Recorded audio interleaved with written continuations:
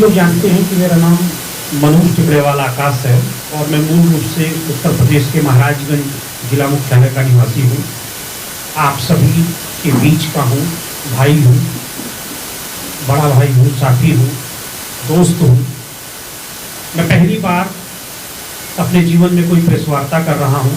मैं कभी नहीं चाहता था कि ऐसा कोई मौका आए जिसमें मुझे स्वयं प्रेस वार्ता करनी पड़े, क्योंकि मैं अब तक हमेशा एक पत्रकार के रूप में प्रेस वार्ता को कवर करता रहा हूँ। मैं पहले कुछ चीजें हैं जिसको मैं पढ़ के सिलसिलेवार बता दे रहा हूँ, फिर आपके जो सवाल जवाब होंगे हम लेंगे। सुप्रीम कोर्ट में याचिकाकर्ता वरिष्ठ पत्रकार मनोज टिकरेवाला आकाश की पत्रकार वार्ता। गैर कानूनी ध्वस्तीकरण के आरोपी IAS, IPS, PCS, PPS, national highway, PWD के इंजीनियरों, नगर पालिका के ईओ, पुलिस इंस्पेक्टरों, सब इंस्पेक्टरों, एलआईयू इंस्पेक्टरों तथा Mahakaleshwar infrastructure private limited company के मालिकों, ठेकेदारों सहित 26 लोगों के खिलाफ आजीवन कारावास की धाराओं में दर्ज हुई एफआईआर के संबंध में यह मैं प्रेस वार्ता कर रहा हूं, जो कल रात में महाराजगंज कोतवाली थाने में दर्ज की गई है। हम सभी 21वीं शताब्दी में इसमें जी रहे हैं। क्या हम कभी सपने में इस बात को सोच सकते हैं कि हम और आप अपने घर के अंदर बैठे हों और अचानक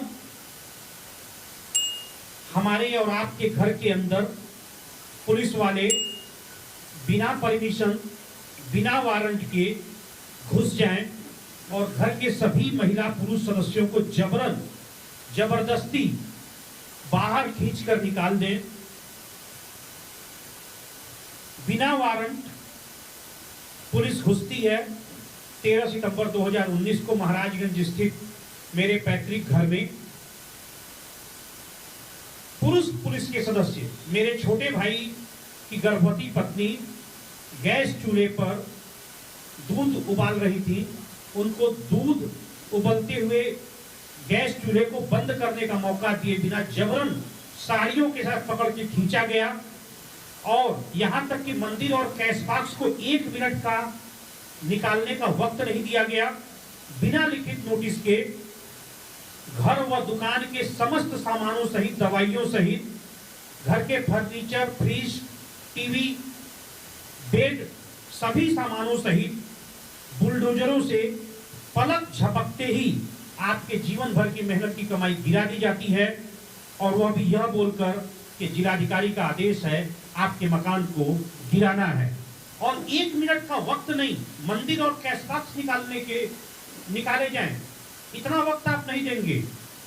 मानवता को शर्मसार करने वाला तथा देश के संविधान व लोकतंत्र की धज्जियां उड़ाने वाला यह बर्बर हादसा, अमानवीय जुल्म और अत्याचार और गैर संवैधानिक कृत्य मेरे व मेरे परिवार के साथ 13 सितंबर 2019 को दोपहर 2 बजे महाराजगंज जिले के तत्कालीन जिलाधिकारी अमरनाथ उपाध्याय ने अपने साथी पुलिस व प्रशासनिक अफसरों के साथ मिलकर किया।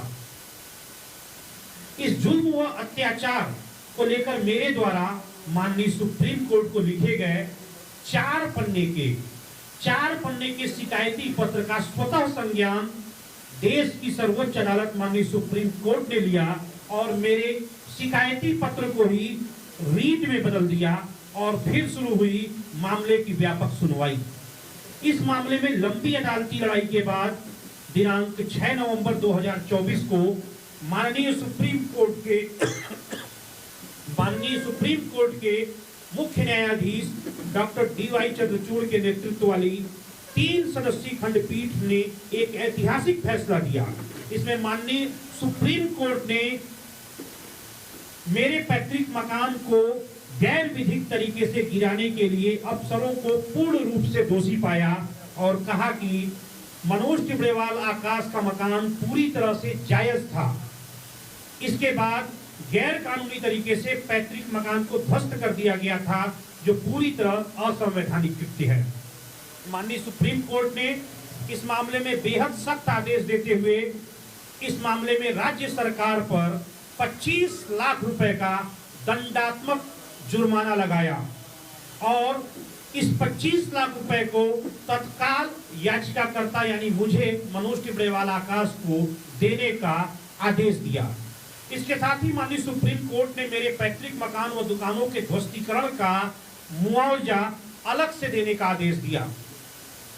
माननीय सुप्रीम कोर्ट ने अपने आदेश में कहा कि गैर विधिक ध्वस्तीकरण के समस्त दोषियों के खिलाफ मेरी तहरीर पर उत्तर प्रदेश के मुख्य सचिव और उत्तर प्रदेश के डीजीपी यानी कि पुलिस महानिदेशक तत्काल एफआईआर पंजीकृत करें तथा सबसे महत्वपूर्ण बात यह है कि इस केस की विवेचना का आदेश माननीय सुप्रीम कोर्ट ने किसी जिला पुलिस को नहीं दिया बल्कि यूपी सीबीसीआईडी से कराने का आदेश दिया है।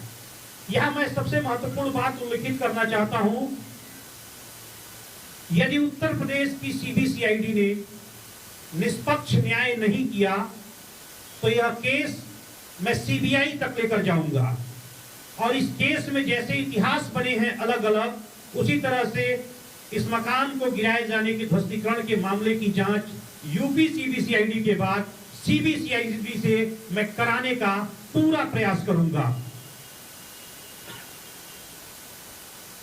30 दिसंबर की रात यानी कल रात में महाराजगंज कोतवाली थाने में माननीय सुप्रीम कोर्ट के आदेशानुसार अपर मुख्य सचिव गृह और पुलिस महानिदेशक ने मुकदमा अपराध संख्या 629/2024 629/2024 धारा 147, 166, 167, 323, 504, 506, 427, 452, 342, 336, 355, 420, 467, 468, 471 और 120B के अंतर्गत एफआईआर पंजीकृत कराई है।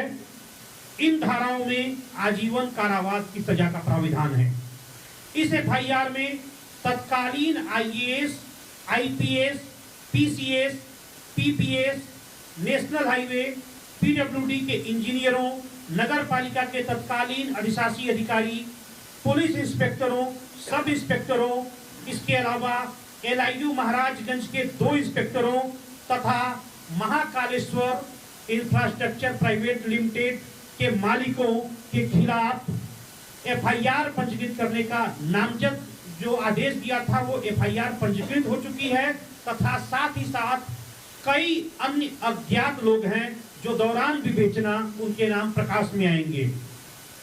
अब इनका नाम मैं आपको बताना चाहता हूं। जिन लोगों के खिलाफ एफआईआर हुई है उनके पद नाम के साथ कुल 26 लोग हैं, जिनमें तत्कालीन जिलाधिकारी और 2010 बैच के आईएएस अफसर अमरनाथ उपाध्याय, तत्कालीन अपर जिलाधिकारी कुंज बिहारी अग्रवाल, तत्कालीन कार्य अधीक्षक SOW अविनी ई राजमार्ग लोक निर्माण विभाग गोरखपुर मणिकांत अग्रवाल, अशोक कन्नौजिया अधीक्षण अभियंता राष्ट्रीय मार्ग वृत्त लोक निर्माण लखनऊ, नेशनल हाईवे के आरओ दिग्विजय मिश्रा, नगर पालिका महाराजगंज के तत्कालीन अधिशासी अधिकारी राजेश जायसवाल, नेशनल हाईवे के स्थानिक अभियंता आरके सिंह, नेशनल हाईवे के स्थानिक अभियंता देवानंद यादव, महाराजगंज के तत्कालीन अपर पुलिस अधीक्षक आशुतोष शुक्ला, महाराजगंज के तत्कालीन एलआईयू इंस्पेक्टर राजन श्रीवास्तव, वर्तमान में महाराजगंज में कार्यरत एलआईयू इंस्पेक्टर संतोष सिंह, तत्कालीन शहर कोतवाल सर्वेश कुमार सिंह, तत्कालीन पुलिस इंस्पेक्टर निर्भय कुमार सिंह, तत्कालीन sub inspector SK Singh Raghuvanshi, तत्कालीन नगर चौकी इंचार्ज नीरज राय, तत्कालीन सब इंस्पेक्टर अविनाश त्रिपाठी, तत्कालीन सब इंस्पेक्टर जयशंकर मिश्र, तत्कालीन सब इंस्पेक्टर रणविजय, तत्कालीन सब इंस्पेक्टर कंचन राय, तत्कालीन सब इंस्पेक्टर मनीषा सिंह और महाकालेश्वर इंफ्राटेक प्राइवेट लिमिटेड के डायरेक्टर, मालिक, ठेकेदार अनुज सिंह और सुनील द्विवेदी। इसके अलावा महाकालेश्वर इंफ्राटेक प्राइवेट लिमिटेड के प्रोजेक्ट मैनेजर एच.एन. पाल, उनके कर्मचारी संतोष, टीम लीडर यानी कि अथॉरिटी इंजीनियर एस.के. वर्मा, अधिकृत अभियंता राकेश कुमार, ये 26 लोग नामजद हैं और इनके अलावा कई अन्य अज्ञात हैं जो दौरान विवेचना जिनका नाम प्रकाश में आएगा वो भी आरोपी बनेंगे और उनको सजा मिलेगी। मैं दोहराना चाहता हूं यहां पर, उत्तर प्रदेश सीबीसीआईडी से जांच का आदेश दिया गया है, लेकिन एक पीड़ित के तौर पर यदि यूपी सीबीसीआईडी उत्तर प्रदेश के किसी भी आईएएस आईपीएस के दबाव में आकर गलत विवेचना करती है तो मैं पुनः माननीय सुप्रीम कोर्ट के पास जाऊंगा और इसकी विवेचना सीबीआई को ट्रांसफर करवाऊंगा ताकि दूध का दूध और पानी का पानी हो। यहां पे मैं एक महत्वपूर्ण बात बताना चाहता हूं। सुप्रीम कोर्ट ने इस एफआईआर के अलावा कहा है कि समस्त दोषी अफसरों के खिलाफ कठोरतम विभागीय दंडात्मक कार्रवाई उत्तर प्रदेश के मुख्य सचिव 1 महीने के अंदर करें तथा 4 महीने के अंदर समस्त जांच पूरी कर अवगत कराएं। माननीय सुप्रीम कोर्ट ने अपने ऐतिहासिक आदेश में देश भर के समस्त मुख्य सचिवों को अपने रजिस्ट्रार जनरल के माध्यम से आदेश भेजा है कि अब देश में किसी भी नागरिक का दुकान और मकान, कोई भी संपत्ति बिना पूरी प्रक्रिया अपनाए नहीं गिराई जा सकती। माननीय सुप्रीम कोर्ट ने कहा किसी भी नागरिक के लिए अंतिम सुरक्षा उसका घर ही होता है। बिना 15 दिन की लिखित नोटिस दिए नोटिस को मकान पर चस्पा कराए, वीडियोग्राफी कराए, मकान के अभिलेखी दस्तावेजों का सत्यापन कराए तथा इसके बाद सुनवाई का पूर्ण अवसर देने के बाद ही पूरे देश में किसी के मकान को गिराए जाने की प्रक्रिया प्रारंभ की जा सकती है। और यदि इसमें किसी भी अफसर ने कोई भी त्रुटि की तो संपत्ति ध्वस्तीकरण के जिम्मेदार अधिकारियों के जेब से इसकी क्षतिपूर्ति और मुआवजा वसूला जाएगा।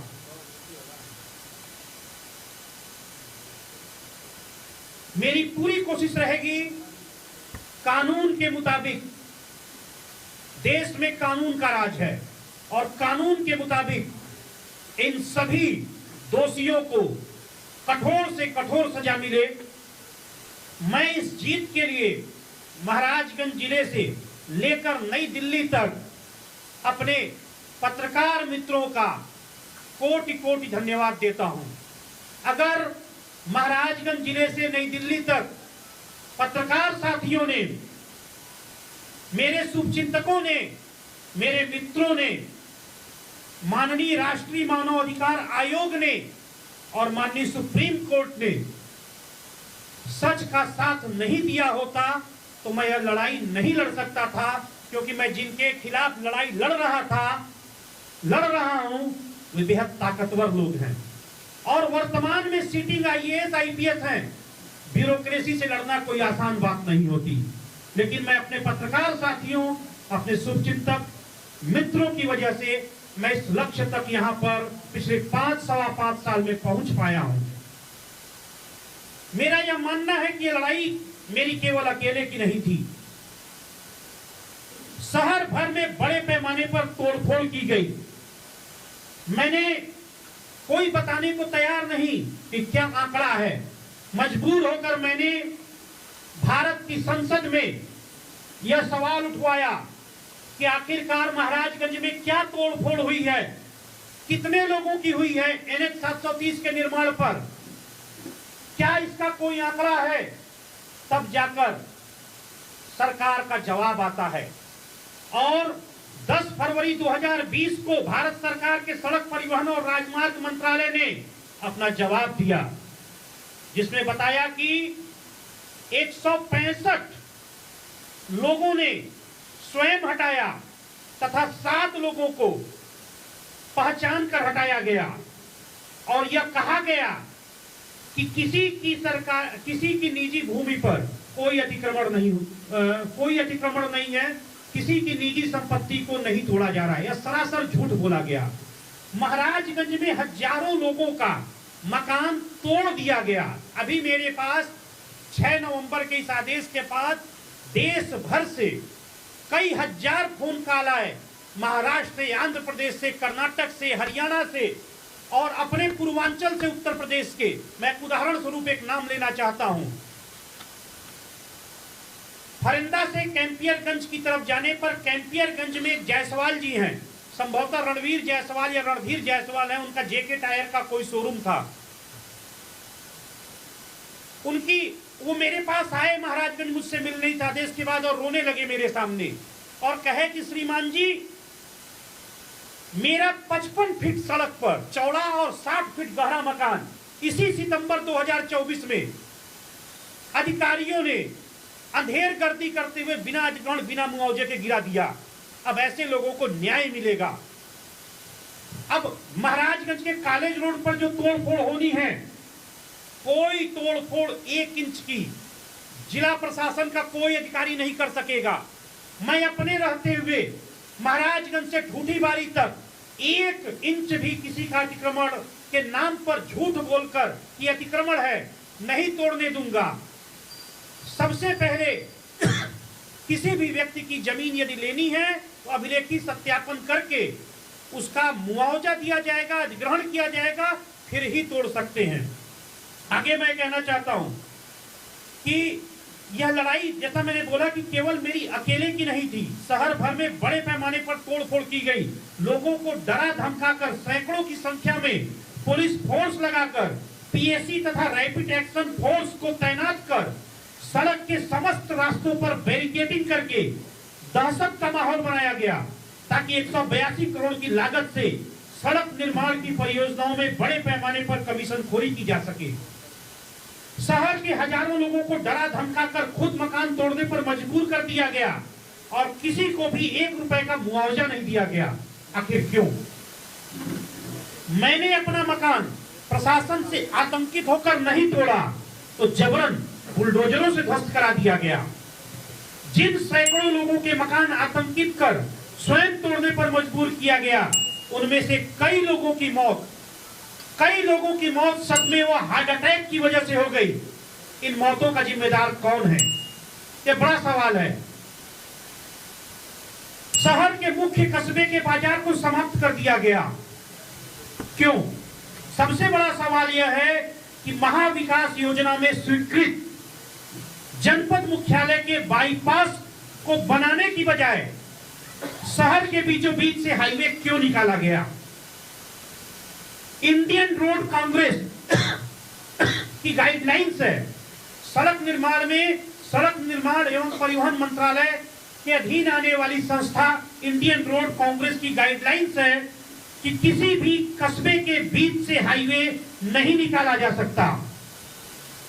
फिर भी किसने और क्यों एक बड़ा षड्यंत्र सिर्फ कमीशन खोरी के लिए रचा और शहर के बीचों बीच से हाईवे निकाल दिया गया जबरदस्ती।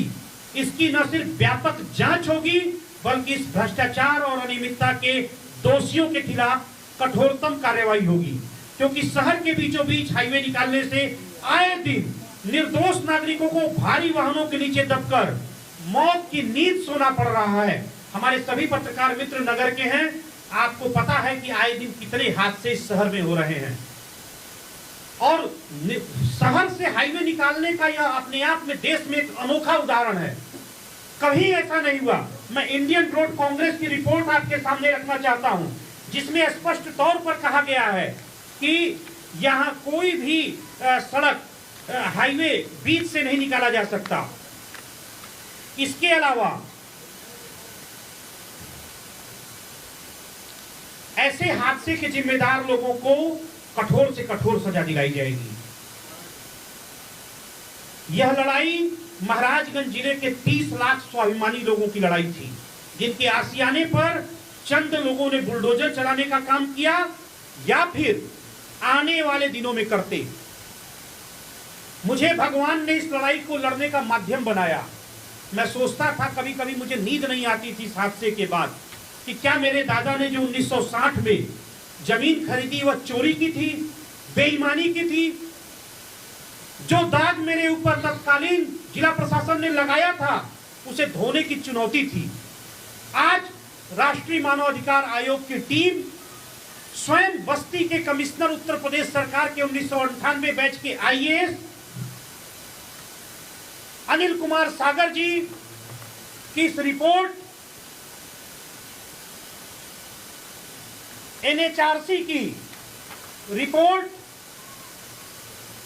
और सुप्रीम कोर्ट के आदेश ने साबित किया कि मनोज टिपड़ेवाल का मकान जायज था, गैर कानूनी तरीके से गिराया गया था।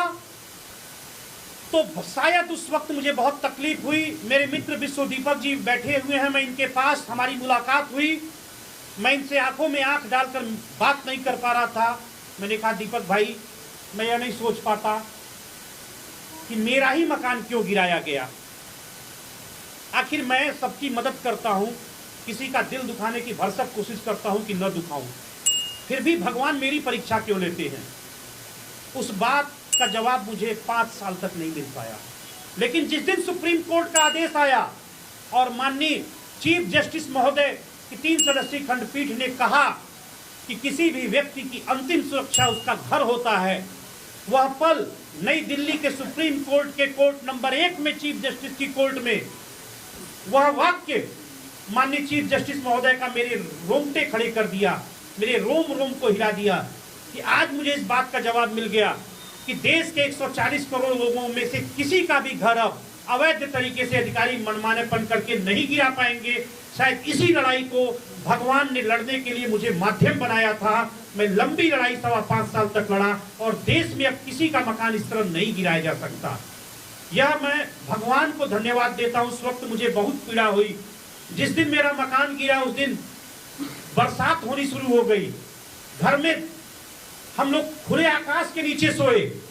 लेकिन 5.25 साल के बाद इस बात का संतोष है कि आप सभी पत्रकार मित्रों की वजह से मैं इस लड़ाई को लड़ पाया और दिल्ली के जो मेरे पत्रकार मित्र हैं, और एक ऐसा कानून बना जो रिपोर्टेबल है।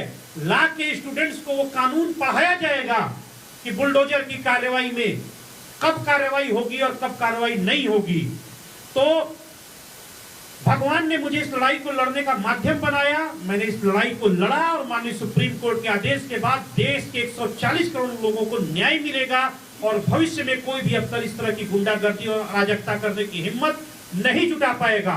महाराजगंज जिले में आने वाले दिनों में दहशत फैलाकर कॉलेज रोड पर जो लाल और पीला निशान लगाया जाता है, महाराजगंज से ठूठी बारी तक तोड़फोड़ की जो योजना चल रही है, इसके खिलाफ भी मैं महाराजगंज जिले की जनता के लिए लड़ूंगा और एक भी इंच बिना मुआवजे, बिना अधिग्रहण के किसी प्रशासनिक अफसर को जमीन, किसी का मकान अपने भाई बंधु का तोड़ने नहीं दूंगा। विकास की दिखावटी आड़ में विध्वंस का काम नहीं चलने दूंगा। इस आदेश ने साबित किया है कि देश के संविधान में न्याय की जड़ें बेहद गहरी हैं। इस बात को सुप्रीम कोर्ट ने एक बार फिर साबित किया। साथियों, बहुत बहुत धन्यवाद। अब किसी का कोई सवाल हो तो मैं जवाब दूंगा।